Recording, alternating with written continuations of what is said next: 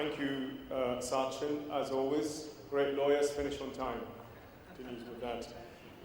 Actually, not sure about that one. Our last session, but very interesting one, is on achieving world-class project management and procurement. I would like to invite to the podium Mohammed Rais, Senior Vice President and Managing Director for Hill International in the Middle East. Also, Tom Wilson, Managing Partner for Kilpatrick, Townsend. Andy Smith, Solutions Executive, Bentley Systems. Actually a subject very close to my heart because I think from what we heard earlier on, organizational skill and the whole sort of logistics of the project and integration is absolutely key to the success rather than the actual engineering challenges. So I want to start with you, Mohammed. I guess we had so much about materials, procurement, buying all of this. So I guess that's going to be a very critical element to the success of what Qatar is trying to do for 2022. So what are your thoughts on that? Absolutely. I mean, I thank our colleagues in the previous session because I think they touched on procurement quite a lot. And the issue of having the ports and et cetera, available. Again, I remember Qatar in 2005, 2006, where this was a major issue. Cement imports, cement availability, et cetera, which of course has developed. One of the things that we touch base on the procurement is what I believe is a lack of strategy approach. This is something we touched on in another GCC country in 2005, 2006, before things started blowing up in the construction industry. And that is each entity, and you can take Qatar as an example as well, looks at its projects on its own. And I'm glad about the CPU that was discussed earlier. There's a central committee that looks at the projects and et cetera, does a coordination on the projects themselves. But I believe another element that would actually help deliver on time is to look at materials availability worldwide from a strategic point of view and carry out the procurement from that aspect.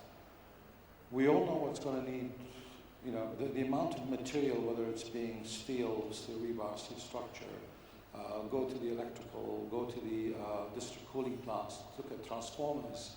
I mean, power generation. This country, this 2022 is going to need a tremendous amount of all the above. Now, why not have a strategic procurement committee, if you like, that actually looks at all the projects that are coming up? I mean, obviously, it's quite known what's coming up by now. And actually look at resourcing all these, at least booking what they reckon they will require from now for the next 8 years, 10 years, whatever it may be. And it's just a thought, because this is something we did look at in 2005, 2006 in Dubai. And it was not implemented for a lot of logistical reasons. But time has evolved, Qatar has evolved, the area has evolved, and I think the tools are there to actually look at something like that and support all the concerned, contractors, consultants, etc., actually in achieving this. I'll go to you, Melvyn. You've worked in South Africa. Central procurement, is that a great thing to do? You get better price, more power, and also you sort of streamline the whole process of buying and having available materials immediately. What are your thoughts on that? My thoughts are probably very different to the panelists here today. I believe that the Qataris themselves realise they've got a major problem delivering these stadiums in the time they've got to do it. They realise the whole world will be watching them, especially because they're World Cup stadia. And I think that if they're aiming to get some of these done by 2017, we're only talking about 5 years away now.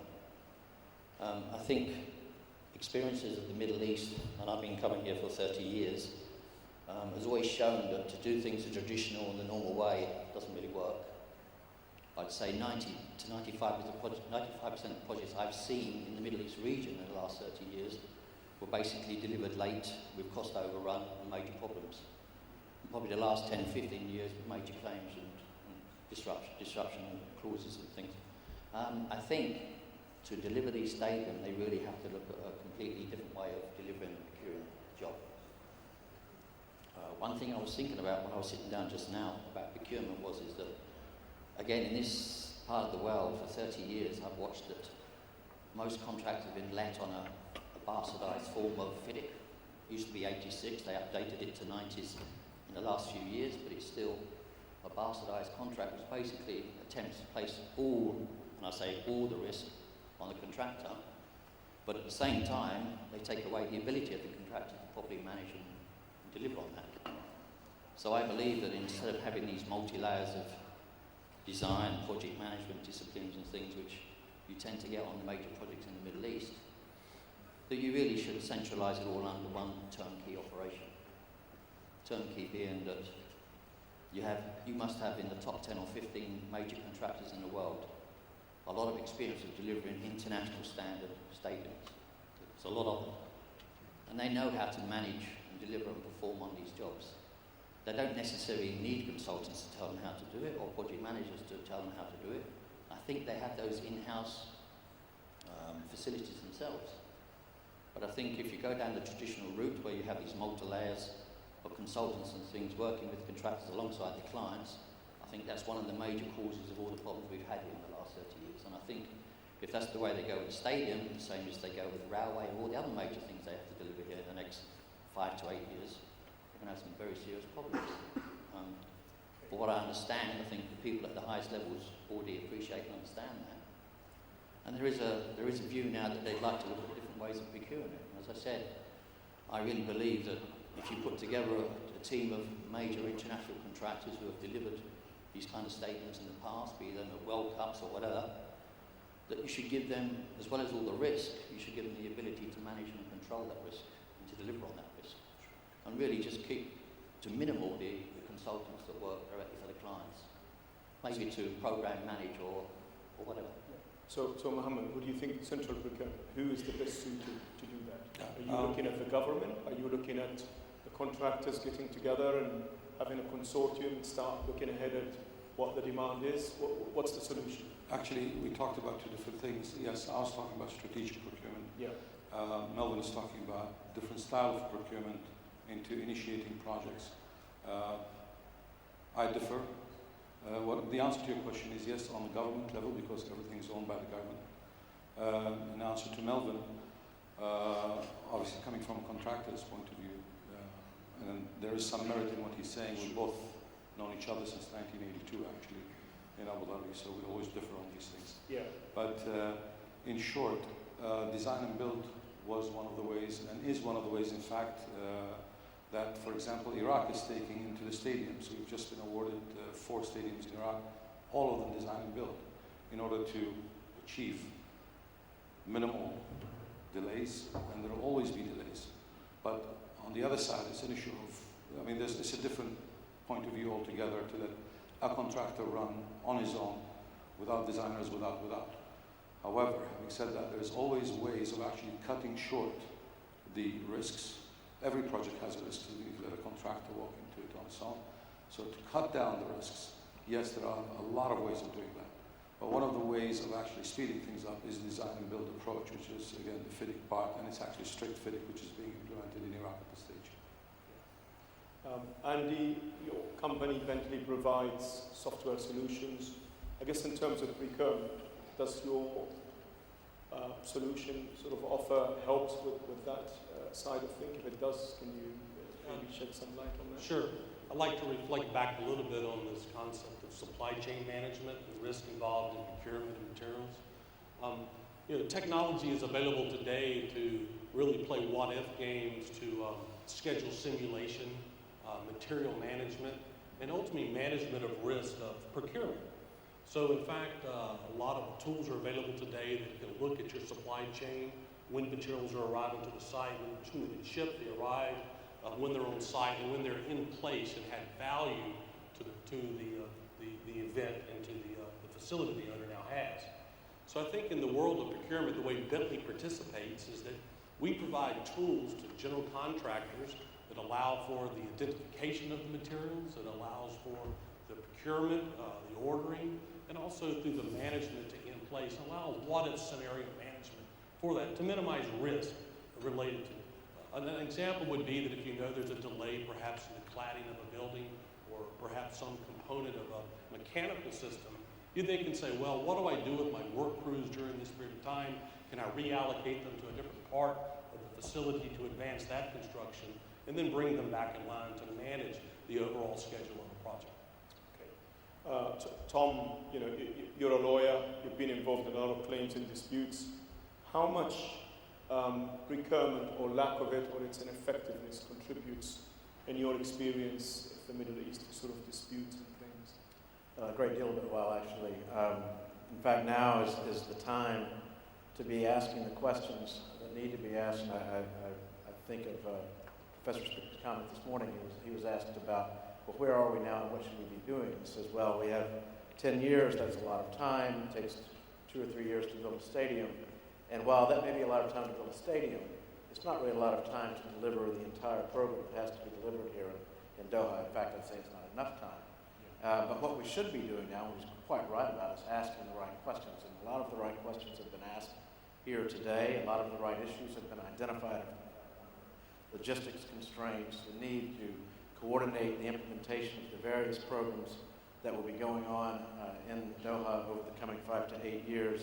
The need to import all of the most building materials, aggregates, steel, equipment, personnel in the coming years. All of these, and of course the immovable deadline that we have, all of these are issues that are identified now, and there are many technical and systemic steps that can be taken to dealing with those and minimizing the risk associated with them. But even with all those steps taken, there are going to be unanticipated events. All of us here in the construction industry, one way or another, we all know that our industry throws up unexpected circumstances on every project, and claims are guaranteed on a project. That doesn't mean, though, that debilitating disputes have to be guaranteed. But now is the time, and I'd like to see the employers here in Qatar seize the opportunity, an opportunity heretofore not really seized in this region.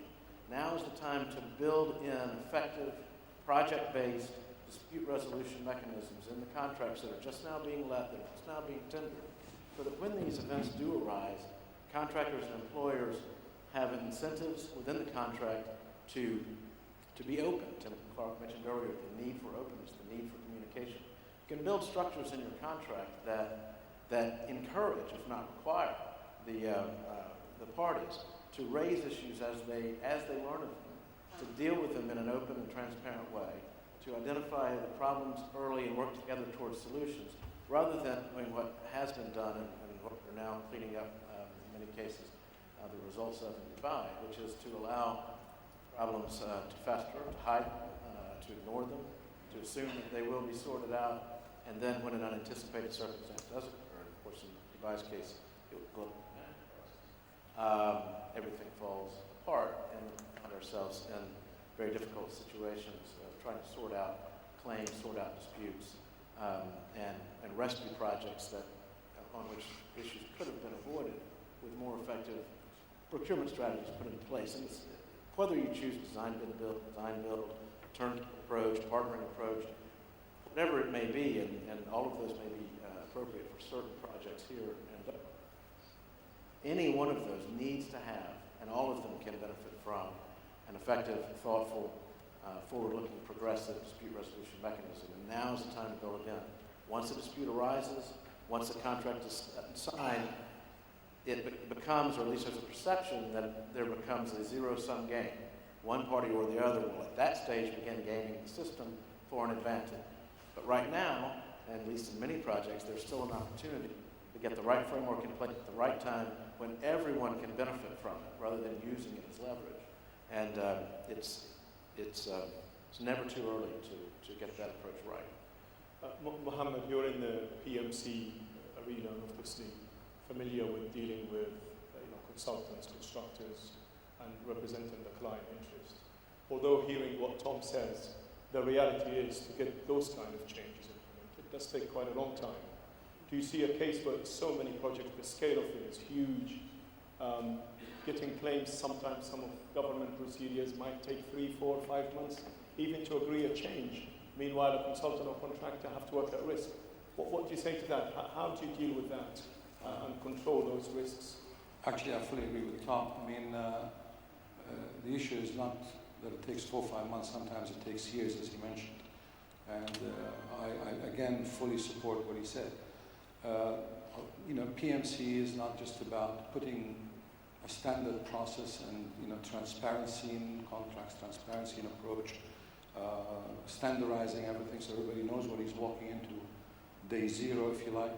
But the issue of clear contracts, which, again, back to my colleague Melvyn, are not one-sided, that gives the opportunity for the contractors to be part of, to feel as a partner in the project. All of this relates back to clients. I mean, how much is the client willing to accept? And I've been here since 1977 in Dubai, on and off. And again, I mean, there's a lot of progress in clients' approach, acceptance. But till today, let's kid ourselves not. There are certain clients that are just not willing to listen to anything called change, variations, claims, and etc. They expect the contractor to pick it up all. And hence what Tom said makes a hell of a lot of sense. Something we try to implement as Hill International. Do we succeed all the time? Absolutely not. Have we done strides of progress in it? Absolutely. But the contracts needs to be fair and needs to basically cover the whole spectrum of what the contractors might go through. Even though you might have the right contract, what happens if the system doesn't help getting changes done and agreed quickly? Well, systems contract is one thing, and the system is another. But system, if we're talking about government or private, at the end of the day, system is what we insert day one into a project as PMC. I mean, we create the system agreed with the client of how things are going to work. Very simplistic. I mean, again, government is different from private, from public. Yeah. Government, you follow the government rules and government process and systems that they have in place. But you need to have a fair approach to all contracts. Very simple. So, Melvyn, I guess you see that as PMCs, or that they have influence actually, let's say on a government body where they say, we want to run with this because it makes life a lot easier and gets changes done quickly, or is government procedure and that's that at the end of the day. What's your experience? Well, no, as I said, I mean, listen to a statement just now about when we put contracts together, how you allocate risk, who you give the risk to, and how you allocate for unforeseen circumstances. Well, I mean, we've been contracting in this world for over 300 years. We built major projects in every part of the world. And I can't believe at this time that there are unforeseen circumstances on building jobs, because we've seen it all and done it all before. Nothing is unique. It's just a matter of which ones will occur on that particular project, and how do you allocate the risk for what might happen. And that's why I was saying at the beginning that I think if you go down the traditional route where you have various levels of consultants providing various services, basically allocating all the risk on the contractor but being managed by somebody else, I think that's why you run into your major disputes and problems on all these major projects. I've worked on the Channel Tunnel project, I've worked on Canary Wharf, I worked on the new airport in Hong Kong, I've worked on a city in the Middle East, and in all those projects I must have come across all the things that we think are unforeseen, because they just happen on every job basically. So I think it's a time that we actually thought about this and thought, well, it's not unforeseen, we know what the things will occur on the job, but how do we make sure that we can manage and control it, which is the main point. And I think by going down the traditional route, you don't manage and control it, you get into positioning and positions where people want to put forward their arguments and make claims and get into disputes, etc., just to protect yourself. Because it's nature, human nature to do that when you've got these kind of contracts. Therefore, I think if you, as you said just now, if you put all these together under one complete turnkey contract, where the contractors have their own in-house cost